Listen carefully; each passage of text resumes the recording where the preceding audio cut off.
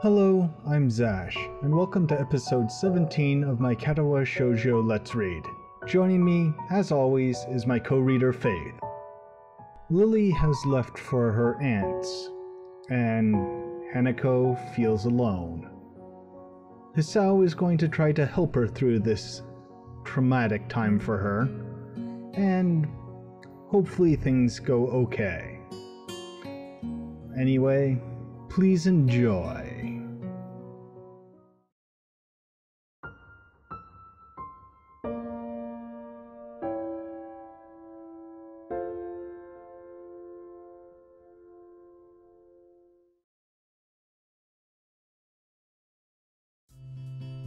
I woke up, took my pills, had a nice shower, quickly slipped on my uniform, ate a tasty breakfast, grabbed my bag, and headed off, all as per my usual daily routine.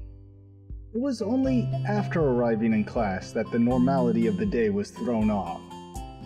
After taking my seat, I watched my classmates trickle into the room over the next hour, until every empty seat was eventually taken, other than Hanako's. I can never get used to the idea that she just doesn't show up to class every now and again. Feels all the more worrying now as well, given that Lily's left.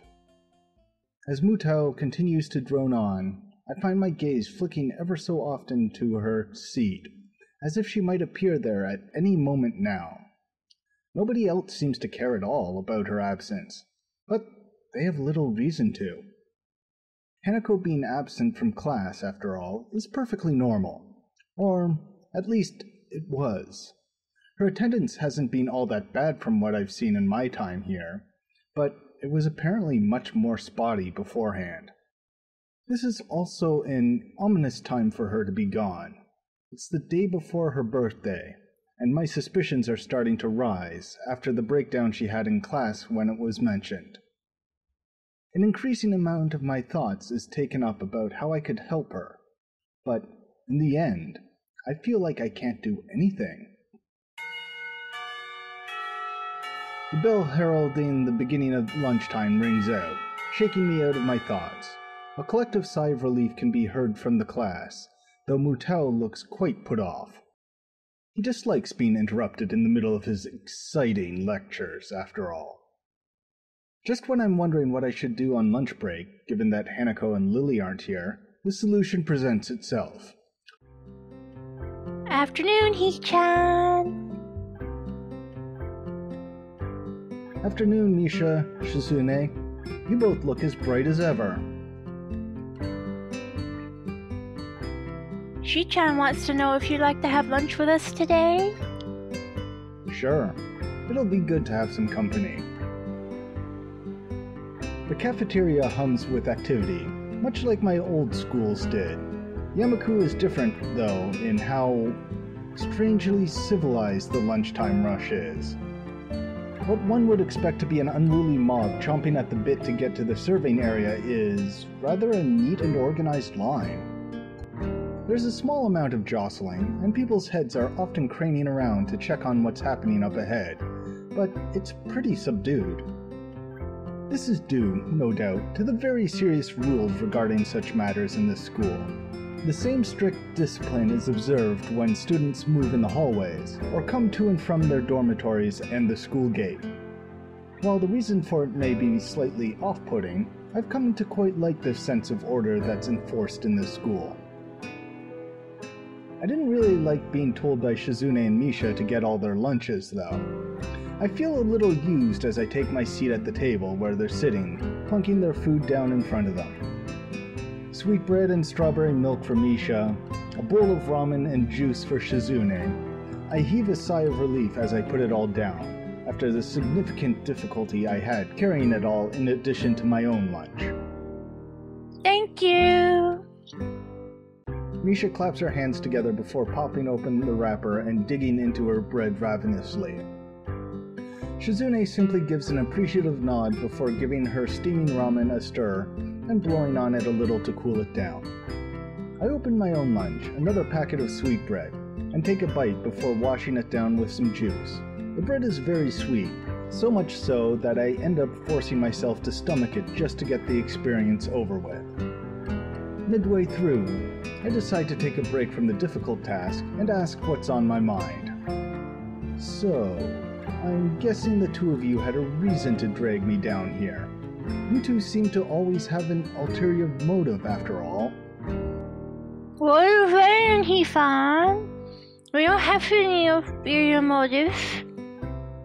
Her mouth is full of sweetbread as she speaks. It's a pretty unpleasant sight. Shizune looks a little grossed out before going back to eating her ramen. I wait until Misha swallows what she has in her mouth before speaking again. You're not buttering me up to make me work with you after school? Nope. Not trying to extract information from me that I might not want to give? Nuh-uh. Fine. You win. I guess you just wanted to eat lunch with someone as intelligent and handsome as me then. That's it, Hee-chan. You got it. Shizune looks unimpressed as Misha finishes signing our conversation and sucks in the last of a long noodle as she signs her own thoughts. Hee-chan says you shouldn't be so suspicious of us. She's just doing her duty as a class representative is all. How is she, are you doing that? As much as I hate to admit it, it looks as if I still have trouble communicating with Shizune. It should be a simple matter of keeping eye contact with her and addressing Shizune instead of Misha in my speech. But when someone else is doing the talking for her, it's a surprisingly difficult task.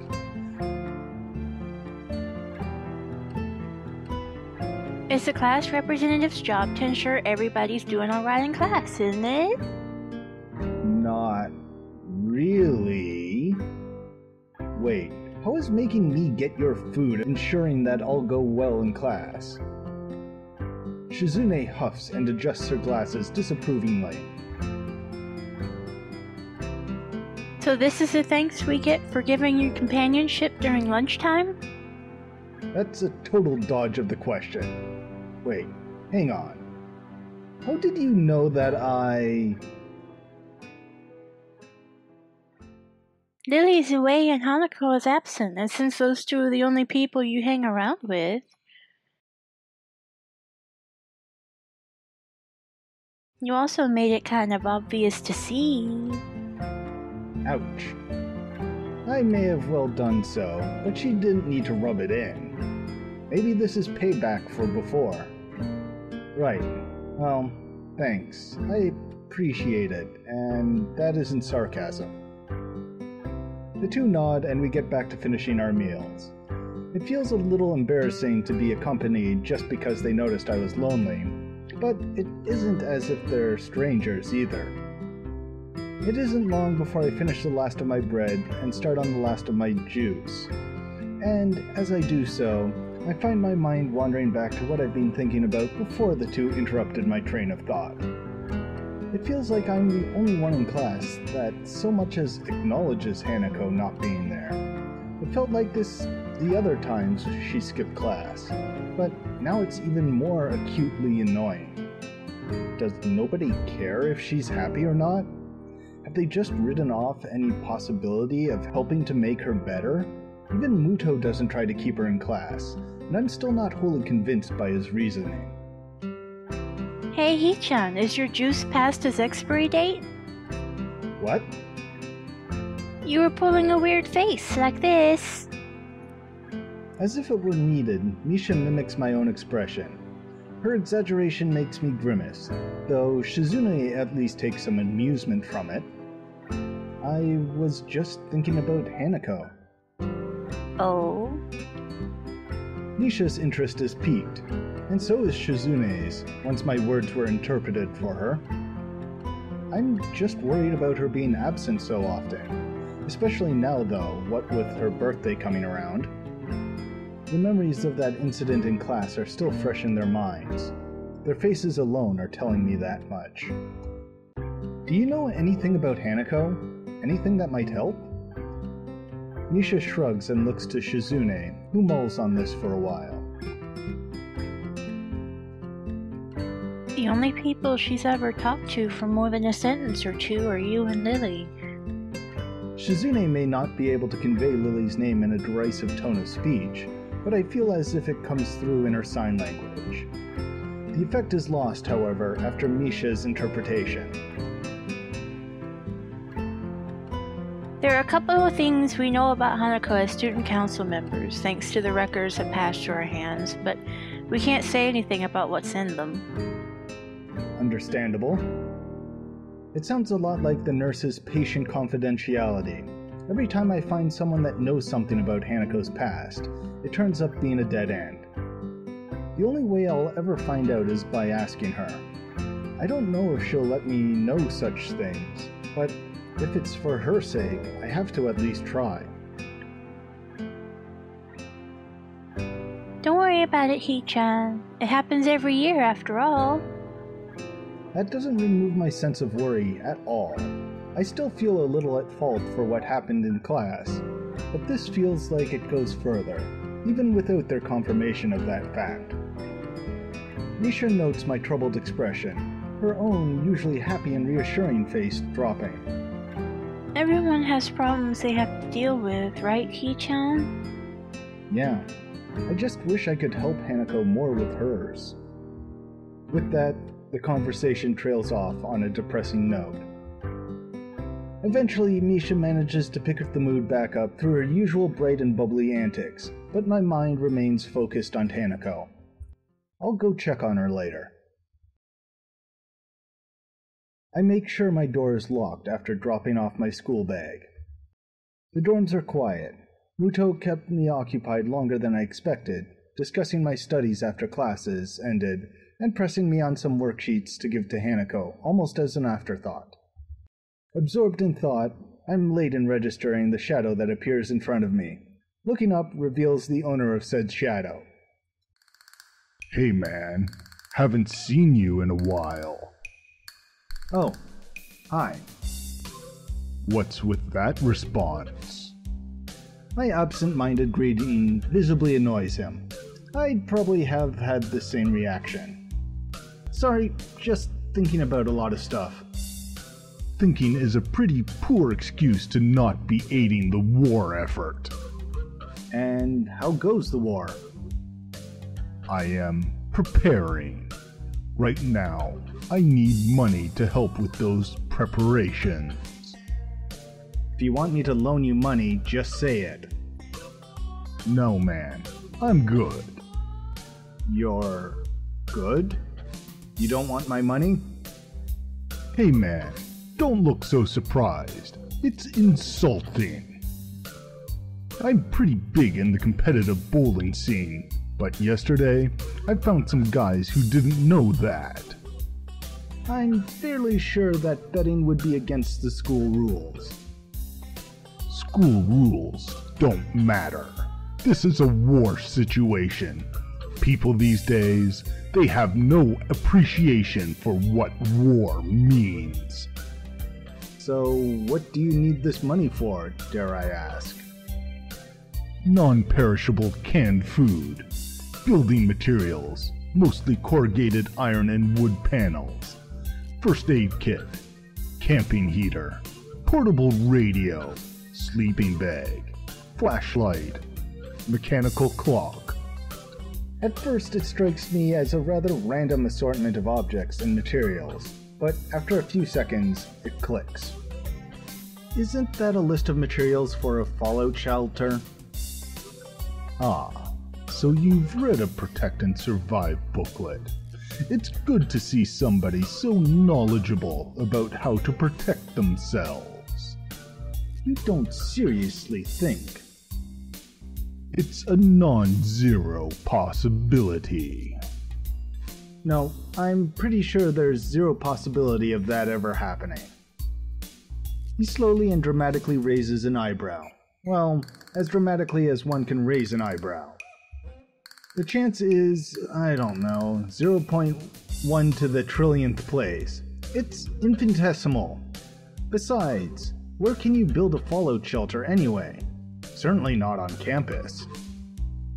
It's my summer holiday project while I'm at home.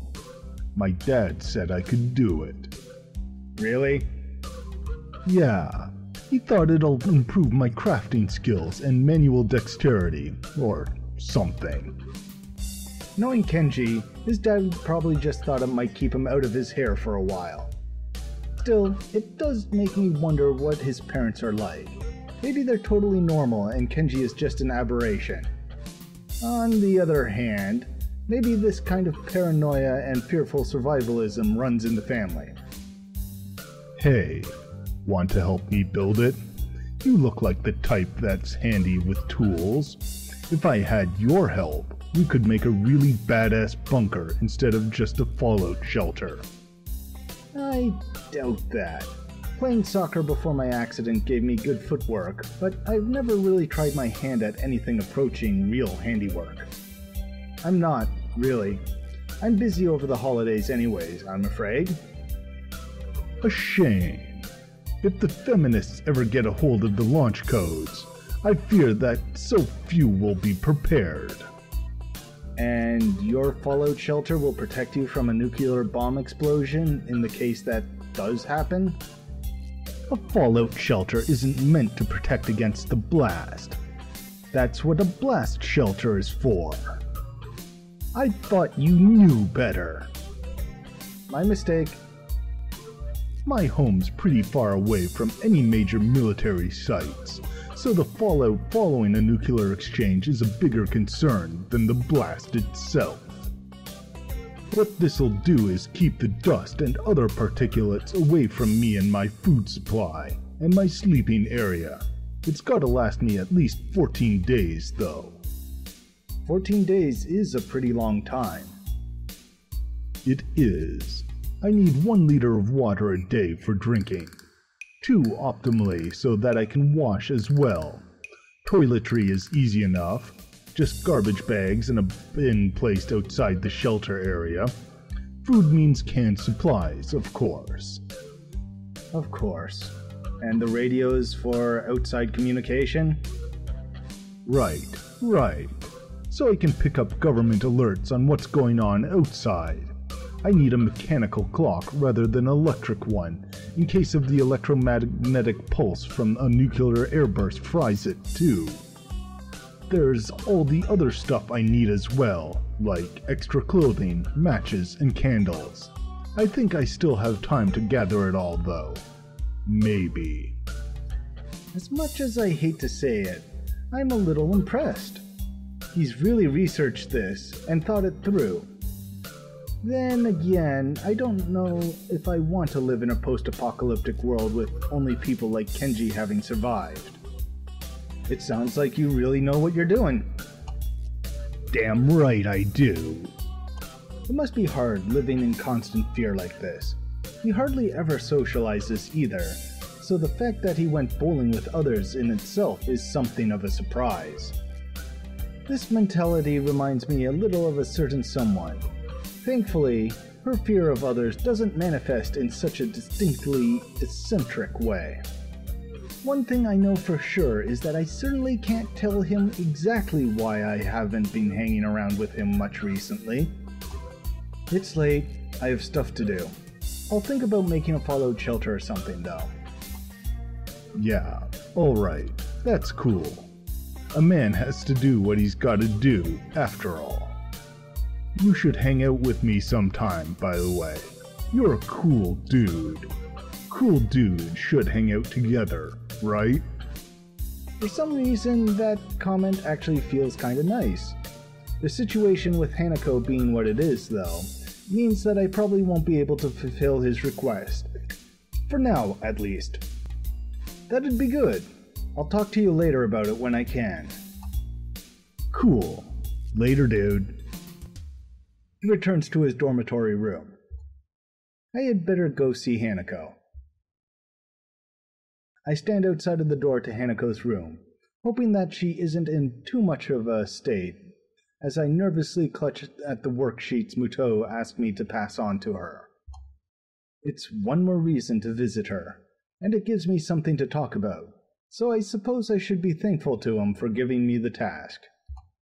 With a long breath to steady myself, I rap my knuckles on the door in front of me.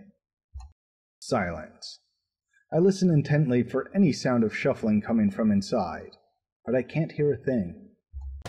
I knock on the door again, slightly harder. Still no answer. How strange.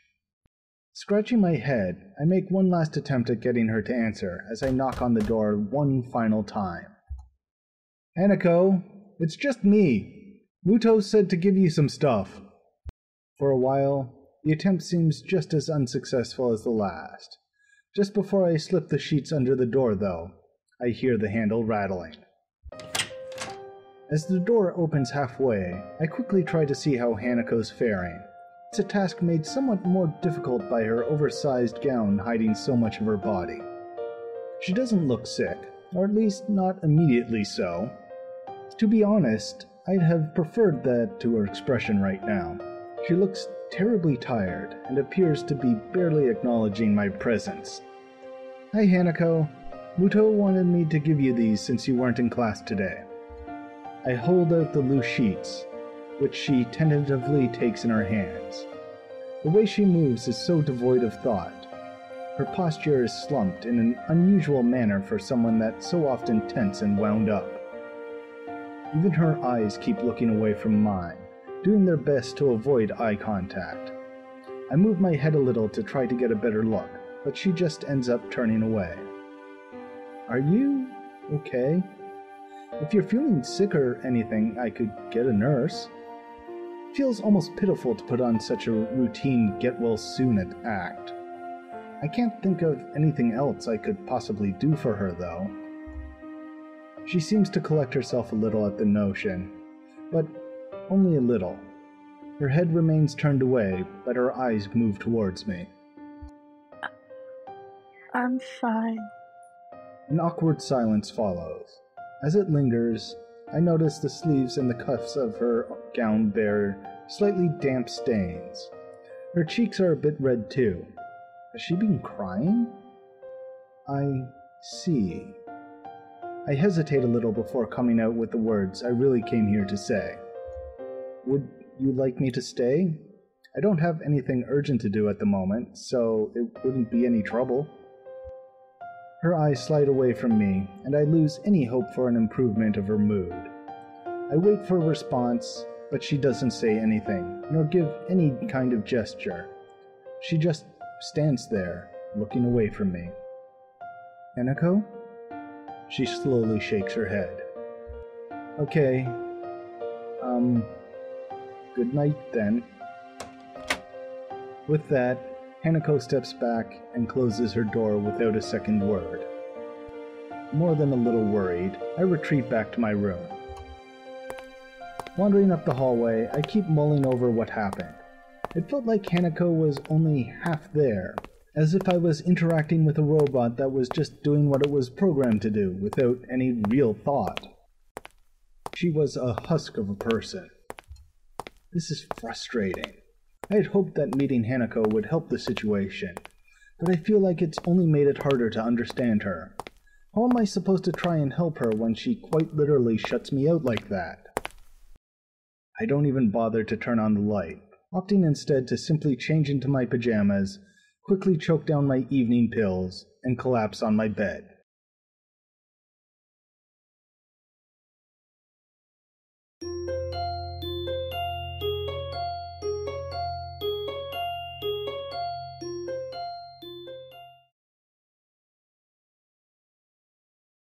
Once again, Hanako doesn't turn up for class.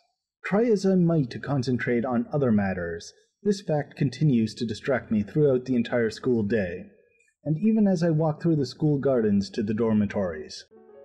I don't think today being her birthday is a coincidence either. I don't know the link between the two events though, nor do I have any idea what she's feeling. Were it physical pain, I could at least provide some limited comfort. With something like this though, I have no idea where to start. I run the people I know through my head, thinking about whether they could help. Shizune and Misha don't know that much about Hanako, and what little they do know they can't tell me. Same for the nurse. In the end, there's only one person that knows Hanako well enough and that would be willing to tell me anything. Entering my dormitory room, I notice something that takes me off guard. It's starting to feel familiar. With everything that's going on around me, I'm thankful that this room started to finally be somewhere I can relax a little. When I first entered Yamaku, it felt immediately foreign in every way, from untouched neatness to the way it smelled. Focusing back on the task at hand, I throw my bag on the bed as I open up the top drawer of my desk. Before she left, Lily told me the number to call her on while in Scotland, and I wrote it down. In hindsight, I wonder if she knew something like this could happen. Now that she's out of reach, I realize just how much both Hanako and I have relied on her for guidance. I dig around drawer after drawer looking for that damned piece of paper. Eventually, thankfully, I find it nestled under a borrowed library book. I probably should have just entered it directly into my cell phone, come to think of it. Without further ado, I enter the number and anxiously press the call button. Eventually the phone picks up, a feminine voice I don't recognize on the other end. It's probably Lily's mother. English? Suddenly finding myself unprepared, I realize that I can't understand a word she said, either due to my limited vocabulary or her heavy accent. I should have anticipated this, since according to Lily, her mother is a native Scot. I soldier on in the hope that she must know some Japanese, considering it's her daughter's native language. It's Hisao Nakai speaking. An enthusiastic sound of realization can be heard as she recognizes the language. My feeling of relief is immense. You must be one of Lily's friends from school, correct? Even so, her accent means I have to concentrate to work out what she's saying. Yes, that's right. Pleased to speak to you, Mrs. Sato. It's so nice of her to find someone so polite. Lily dear, it's for you. Her mother seems nice, if a little overenthusiastic given the mundane situation. There's a small silence as Lily takes her time getting to the phone. In the distance, I can just make out her mother scolding her playfully for just getting up. Hello, Lily speaking. You sound awful. She makes a sound somewhere between a dying animal and a yawn. The one thing I did remember to check before calling was the time zone. It'd be pretty late in the morning over there, so she really has no excuse. Not feeling well? Just tired. What time is it there? Late afternoon. School finished for the day not long ago. Hanako's not well, is she? That was quick. My assumption that she must have known something like this could happen seems to have been on the mark. How did you know? Because today is her birthday. I'd hoped she might have gotten at least a little better after coming to know you, but how is she right now? She missed school today and yesterday. I still have to check up on her today. To be honest, after seeing how she was when I talked to her yesterday, I'm pretty anxious. I really have no idea what to make of it. Has this happened in the past? Is it related to her scarring in some way? Unfortunately so. Roughly the same thing happened last year when her birthday came up. As far as I can tell, it's because her parents died in the accident that caused her scarring, and Hanako blames herself for their deaths. What she says does seem to make sense. If Hanako's blaming herself on her birthday, she may well be ruining that she was ever born. Hanako had mentioned her stay in the orphanage to me. Maybe I should take some heart that she trusts me enough to tell me such a thing. Lily seems so in the dark about it, though. Almost to the extent that I am, is a surprise. So that's why she lives in the student dormitories as well? Has she told you any more about the accident? As close as we've come. She's very barely told me anything about what happened. What I know about it is largely conjecture. She sounds depressed, almost defeated. Considering the trauma Hanako must have gone through, I really can't fault Lily for not knowing. Nevertheless, she still seems to consider it a personal failing. Don't blame yourself, Lily, with everything she's gone through. There's a long silence from the other end of the line. I begin to wonder if the call cut out before the voice at the other end speaks once again. There's another person, though, that has been a subject of worry for me as of late. Oh? I run through the people she could be talking about in my head. The only friends she seems to keep very close are Hanako and me, though there is Akira as well. That person is you, so... There's another silence on the line, but this time it's caused by me. Making others worry about me is something I've very actively tried to avoid since coming to Yamaku. Instead, even my interactions with Hanako has helped stave off any major health problems, thanks to our relaxed and slow-paced lives. What is there to worry about over me? I apologize. I didn't mean any offense. Sorry, I was just taken a bit off guard. Still, isn't Hanako a bigger problem at the moment? For some time now, I've thought that the both of you may be feeding into each other's more worrying habits. I tried to amend this before leaving, but it seems to have done little. Worrying habits? When I asked you about what you had in mind for the future, your answer was very similar to what Hanako has said in the past when that question was posed to her.